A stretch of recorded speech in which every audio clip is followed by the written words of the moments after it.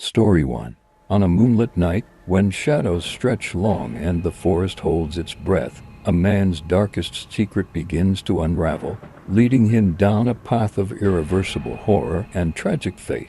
In the remote village of Eldridge, nestled deep within the ancient forest, legends spoke of a curse that lay heavy upon the land. These tales, passed down through generations, warned of a dark enchantment that transformed the innocent into monstrous beings. Though most dismissed these stories as mere folklore, they were about to become a grim reality. Michael Avery was a respected blacksmith, known for his strength and kindness. His days were spent hammering iron in his workshop, his nights filled with peaceful rest. However, his life took a dark turn when he stumbled upon an old, weathered journal buried beneath the floorboards of his shop. The journal belonged to an ancestor who had mysteriously vanished centuries ago. Intrigued, Michael began to read. The journal detailed a chilling curse tied to the full moon, describing the transformation of humans into werewolves and the insatiable hunger for blood that followed. Michael, though unnerved, dismissed the warnings as superstitions. Little did he know, the curse was more than just a story. As the full moon approached, Michael experienced unsettling changes. He began to feel an intense, primal urge rising within him, accompanied by sudden, sharp pains. His nights were plagued by restless dreams of running through the forest on all fours, hunting with a feral intensity. The village healer, Agnes, noticed his distress and grew concerned. Agnes, a wise and elderly woman who had seen many strange occurrences in her time, warned Michael of the curse's dark nature. She implored him to seek help and perform a ritual to protect himself. Michael, however, was prideful and dismissive, fearful of ridicule and determined to prove that he was unaffected by old wives' tales. One night, under the full moon's cold light, Michael's transformation became uncontrollable. His body twisted and contorted, bones cracking and reshaping as he transformed into a monstrous creature. The pain was unbearable, and as the change completed, he found himself in a nightmarish form of werewolf, with fur fangs and an insatiable bloodlust. As the beast, Michael roamed the village in a frenzy. The once peaceful streets were now a hunting ground. Livestock were slaughtered, and the villagers were gripped with fear. The once quiet village became a place of chaos, with townsfolk barricading themselves in their homes and desperately seeking refuge from the terror that had descended upon them. In his beastly form, Michael fled into the forest, desperate to escape the bloodshed and to understand his new reality. The forest, dense and foreboding, was home to other cursed souls, werewolves who had lost their humanity long ago. These beings, driven mad by their own curses, lived in a constant state of rage and fear. Michael encountered these creatures, their eyes filled with an ancient sorrow. They warned him of the curse's nature and revealed the only way to break it: a sacrificial ritual requiring the life of the one cursed. The ritual, however, had a grave cost. Once initiated, there would be no turning back, and death was inevitable. Determined to end his suffering and save his village, Michael made a desperate decision. He would confront the monstrous side of himself and attempt to protect those he had harmed. With a heavy heart, he returned to Eldridge, struggling against his own instincts and the bloodlust that overwhelmed him. The villagers, unaware of Michael's true identity, were bewildered and frightened. Michael's attempts to help were often misguided and chaotic, leading to more destruction and fear. The villagers, driven by their own terror, formed a mob, armed with silver weapons and torches. They were determined to eliminate the beast that had brought so much suffering. The final confrontation took place in the village's central square. As dawn approached, Michael faced the villagers, who had cornered him in a clearing. The beast's anguished cries filled the night air as he pleaded for understanding and forgiveness. The villagers, however, were driven by fear and vengeance, unable to see past the monster before them. In a tragic turn of events, the villagers attacked with a ferocity born of desperation. Michael, torn between his human consciousness and the beast within, fought to protect the village he had once called home. The struggle was fierce, and the villagers' fear and rage only served to amplify the chaos. As the fight raged on, Michael's hope for a ritual to break the curse became increasingly distant. The villagers, despite their efforts to subdue the beast, were unable to see the man behind the monster. The ritual, once a possible solution, was now impossible to complete. In his final moments, Michael lay wounded and exhausted, the first light of dawn breaking through the trees. As the villagers realized the true identity of the beast they had slain, horror and regret filled their hearts.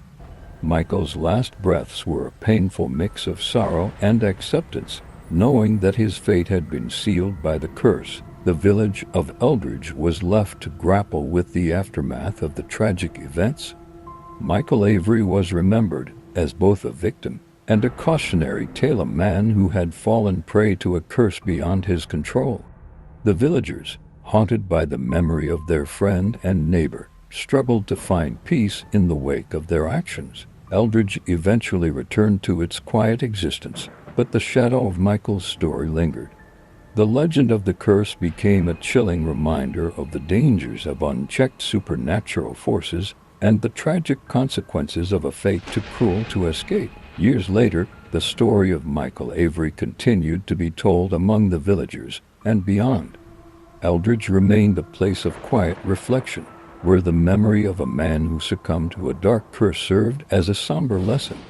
The forest, once a place of mystery and fear, held the echoes of Michael's story, a reminder of the thin line between myth and reality, and the tragic price of a curse that could never be fully escaped.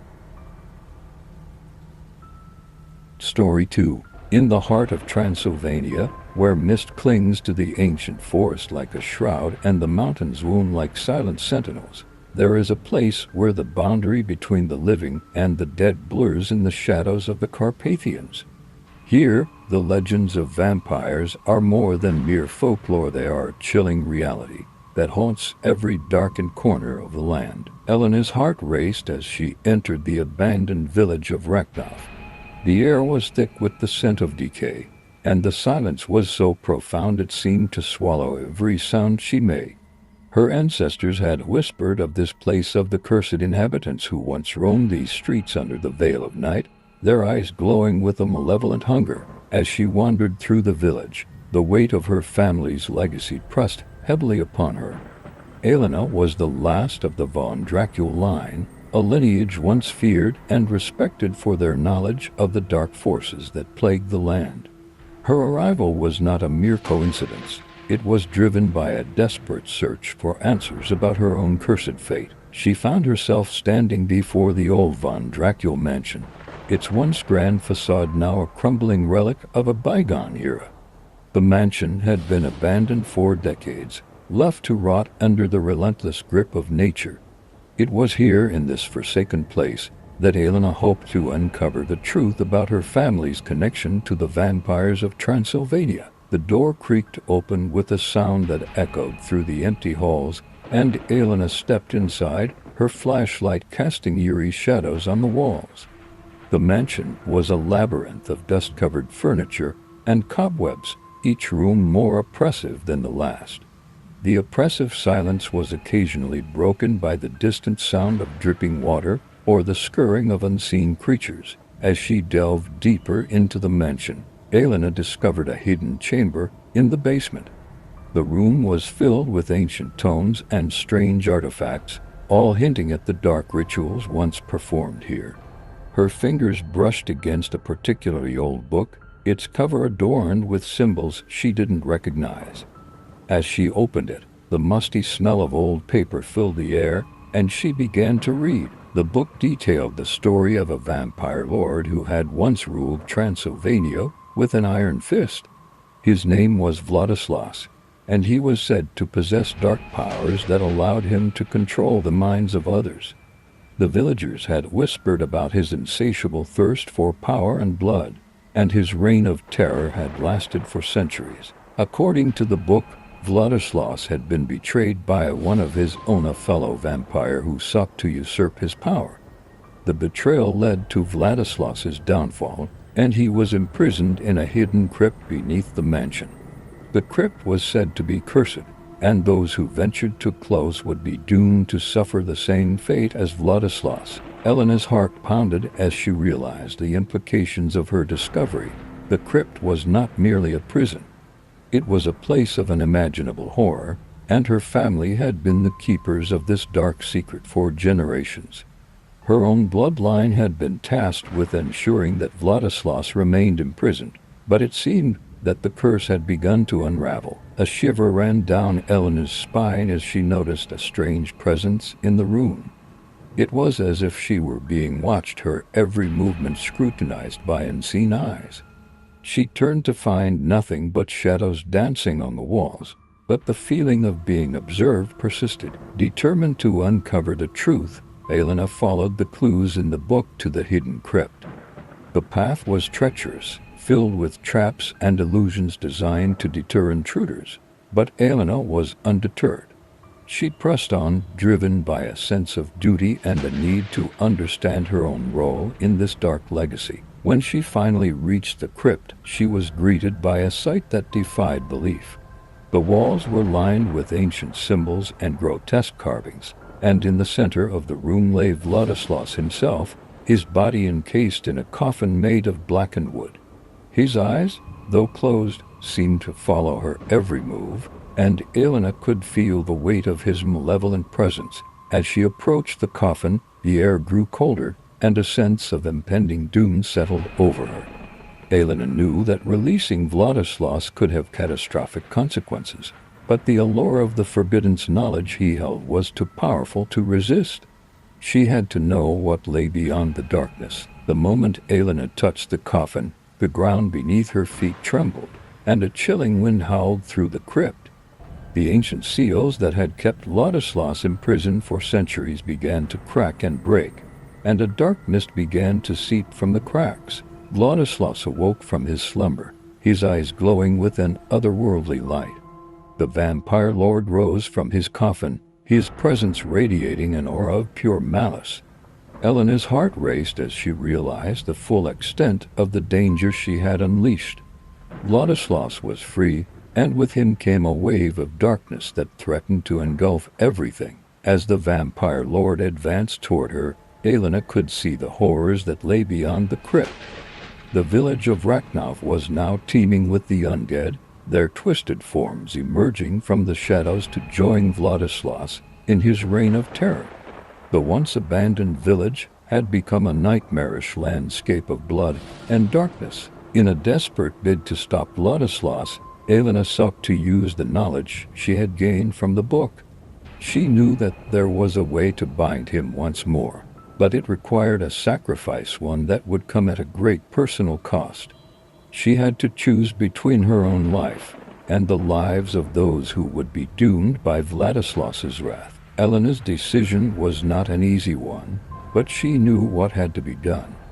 With a heavy heart, she prepared to perform the ritual that would seal Vladislaus away once more. The process was arduous, requiring her to confront her own fears and doubts. As the ritual progressed, Elena felt a profound sense of loss, knowing that her sacrifice would ensure the safety of others but leave her own fate uncertain. In the end, Elena succeeded in binding Vladislaus, but not without a cost. The vampire lord was once again imprisoned in the crypt, but the price of victory was steep. Elena's own life was sacrificed in the process, and the village of Raknov was left in ruins, a testament to the horrors that had unfolded. As the first light of dawn broke over the Carpathians, the mist began to lift, and the shadows of the night retreated. The village was silent once more, but the scars of the past remained. Elena's sacrifice would be remembered as a grim reminder of the darkness that lurked in the heart of Transylvania. And so, the story of Elena and Vladislaus became a legend, a tale of bravery and sacrifice that would be whispered among the villagers for generations to come. The vampires of Transylvania had been vanquished, but the shadows of the Carpathians would always hold the echoes of their dark reign. Story 3. You think you've won, Vlad spat, his voice ragged. You've only brought more suffering upon your own kind. In the shadowed depths of the Carpathian Mountains, where mist clung to ancient trees and the moonlight filtered through gnarled branches, two factions prepared for a confrontation that had been centuries in the making. The vampires, led by the enigmatic and ruthless Lord Vlad, and the werewolves, commanded by the fierce and noble Alpha Lucian, stood poised on the brink of all-out war. Tonight, we end it, Vlad proclaimed, his voice a low, menacing growl that resonated through the dimly lit chamber of his castle. The room was adorned with dark tapestries and flickering candles that cast eerie shadows on the walls. His council of vampires, each with a look of grim determination, gathered around him. Are we prepared? Cassandra, one of Vlad's most trusted lieutenants, asked, her eyes glinting with a cold fire. She adjusted her cloak, the rich fabric whispering against the stone floor. Vlad nodded, his gaze unwavering. The werewolves believe they have the strength to overcome us. They are mistaken. Tonight, we show them the true power of the night. Meanwhile, in the heart of the forest, Lucian and his pack assembled beneath the full moon. The air was thick with the scent of pine and the primal tension of the upcoming battle. The werewolves, their eyes glowing with a fierce light, waited for their leader's command. It is time, Lucian said, his voice a deep rumble that carried through the trees.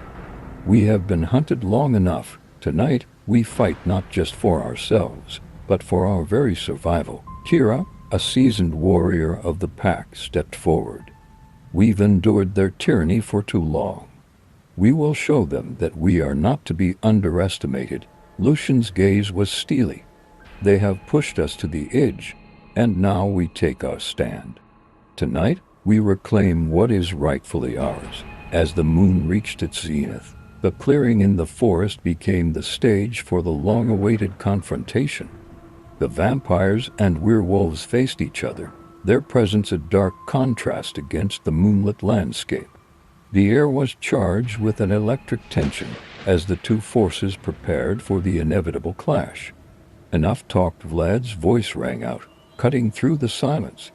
Let us see if your claws can match our fangs. Lucian stepped forward, his eyes locked onto Vlad's. This ends now. Your reign of terror over our kind will cease tonight. With a roar, the two sides collided in a flurry of motion. Vampires leapt with supernatural grace, their fangs bared and claws extended. The werewolves, their forms shifting and morphing, responded with powerful, coordinated attacks. The forest was filled with the sounds of battle, the snarls of the werewolves, the hisses of the vampires, and the clash of supernatural forces. Cassandra engaged in combat with Kira. You think you can defeat me so easily? Cassandra taunted, her eyes flashing with a predatory gleam. Kira, her muscles tensed and ready, responded with a fierce growl. We've had enough of your kind's arrogance. Tonight, we reclaim our territory. Nearby, Vlad and Lucian faced off in a brutal duel. You were always the arrogant one, Lucian growled, his claws slashing through the air. But arrogance will not save you tonight. Vlad dodged with a fluid motion, retaliating with a series of strikes. Your pack is nothing but a collection of beasts. You will learn your place before the night is over. Despite their initial advantage, the vampires soon found themselves struggling against the relentless assault of the werewolves. The battle raged on, a chaotic whirlwind of fangs, claws, and supernatural power. Hold your ground, Vlad's command cut through the chaos. We cannot allow them to break through our defenses. The werewolves pressed their advantage, their strength and coordination overwhelming the vampires. Lucian and Vlad's battle continued, each leader driven by a fierce resolve to claim victory. You think you've won, Vlad spat, his voice hoarse from exertion. You've only brought more suffering upon your own kind. Lucian, his breath coming in ragged gasps, replied, "We fight for more than ourselves. We fight for our future." The battle was a brutal spectacle, with both sides suffering heavy losses. The once proud forces of both the vampires and the werewolves fell to the ground, their bodies torn and battered. The forest floor became a grim tapestry of blood and carnage. As the night wore on, the battle began to take its toll on both sides. The once strong forces were now weary and battered, their strength waning. In a desperate bid to turn the tide, both Vlad and Lucian pushed themselves to their limits. Helena, a young vampire who had survived the initial onslaught, found herself in a precarious position. Her once confident demeanor was replaced with a sense of grim determination.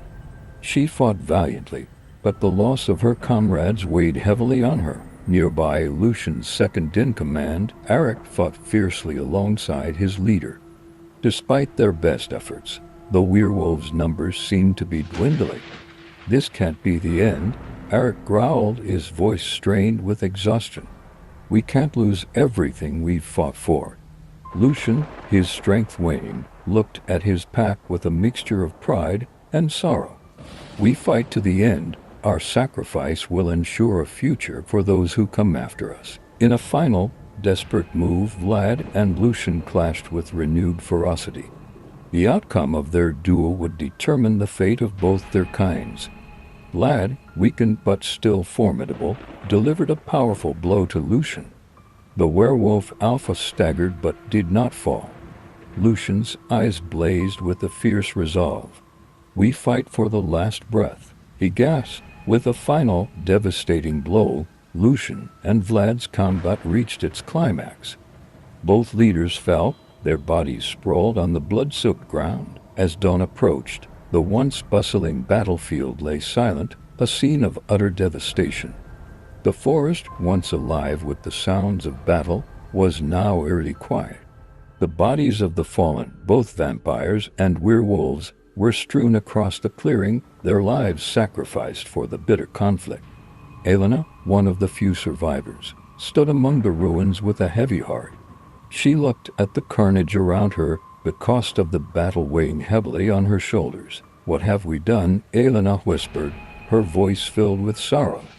"We sought to end the suffering, but all we've achieved is more death."